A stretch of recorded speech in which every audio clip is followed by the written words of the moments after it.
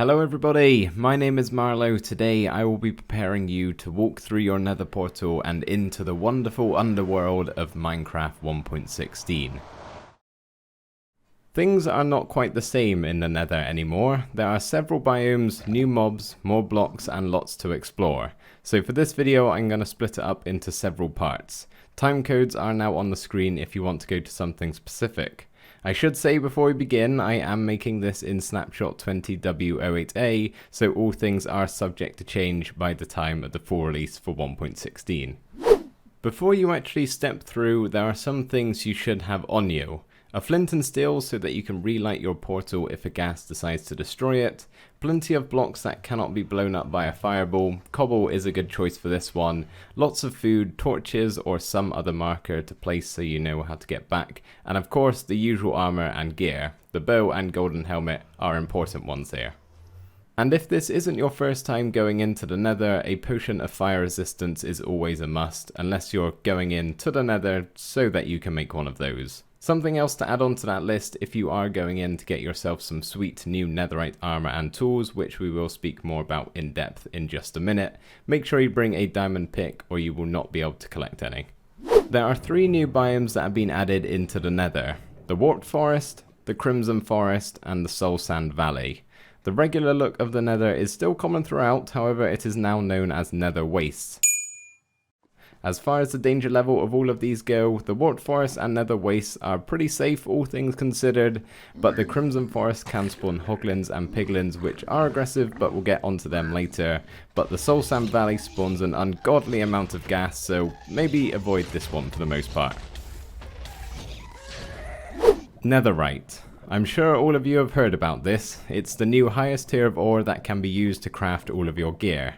It's better than diamond and can only be found in the nether. The first thing you need to do is to find ancient debris. Now this stuff is rare, like really rare. It only generates 2 veins per chunk, mainly between the levels of y equals 22 all the way down to y equals 8.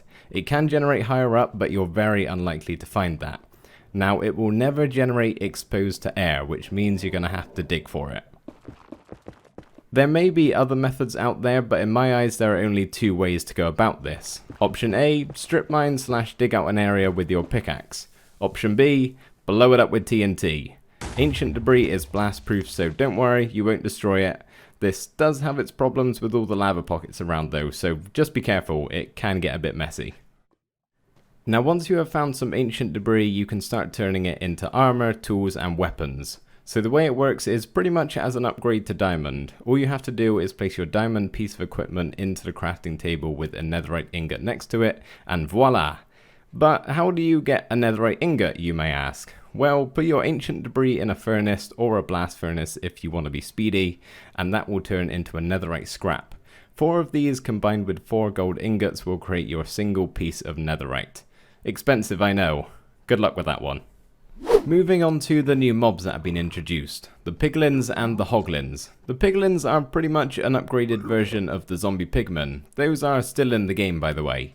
These guys are hostile towards the player unless wearing at least 1 piece of golden armor. That is where the golden helmet I told you to bring along comes in handy. But don't go opening or breaking their chests and not expect to fight. No gold helmet can protect you from that. There is also a pretty neat feature with these piglins called bartering. When you give them a gold ingot, they will give you something back in return. Here is a list of all of those items with the chance you have to get them. As you can imagine, this could make for some pretty interesting farms that I'd recommend looking into if that's your kind of thing. You would have to build that in the nether though. Piglins turn into zombie pigmen when you bring them to the overworld. As for hoglins, they too are a hostile mob, but they're not a big fan of gold, so to protect yourself from these guys you're going to need a single warped fungi found in the warped forest biome. For some reason they are terrified of them, so maybe swing by a warped forest and pick one up for yourself. When you kill a hoglin, they drop pork chops and leather. This could change in the future though, as I believe Mojang have plans to tweak them. You can also breed them using crimson fungi. Hoglins and piglins both spawn in the Crimson Forest. Piglins also spawn in the Nether Wastes, but they are not too fond of each other to say the least. Piglins will actually hunt the hoglins occasionally. The babies, however, get on just fine. They must not have yet developed a hatred. So just be careful you don't get stuck between them.